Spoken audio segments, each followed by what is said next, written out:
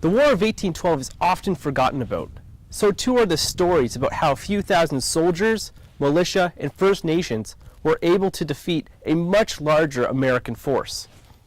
What won the War of 1812 for Canada, let's say, or what became Canada, was this strong backbone of professional British soldiers and sailors, and the volunteers from the British North Americans themselves, and the number of loyal inhabitants who volunteered to defend their own lands, and their First Nations allies.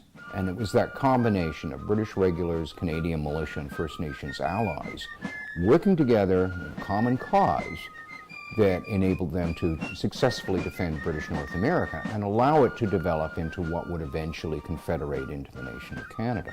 What a lot of people don't know or realize is that prior to the War of 1812, there was in fact a fully functioning and burgeoning black community here in southern Ontario. And they were fully functioning members of society, to include the fact that they had to do military service once a year.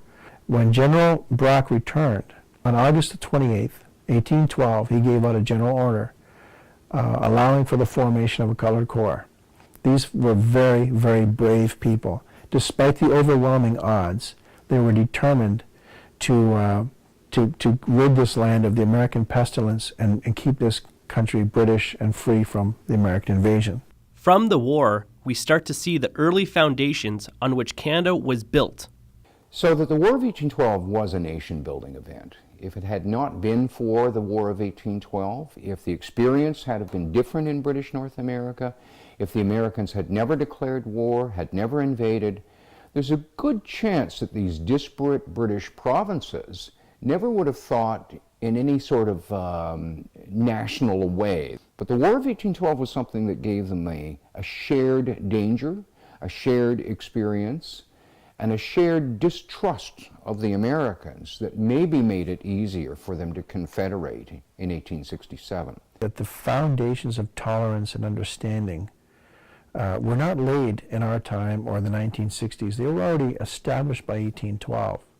The war should not be solely remembered for what happened during it, but rather the legacy it has left behind. The way that we should remember the war, I think, first of all, we owe a great debt of gratitude to Britain for the capital and the investment that they put into building this country. But also we know equally as much we owe a great debt of gratitude to the black soldiers who fought to keep this land free, and the First Nations. I'm always hoping that all Canadians will, no matter when they came to Canada, will embrace our past. Not only are we celebrating the bicentennial of the war, but of peace. This is Derrick reporting.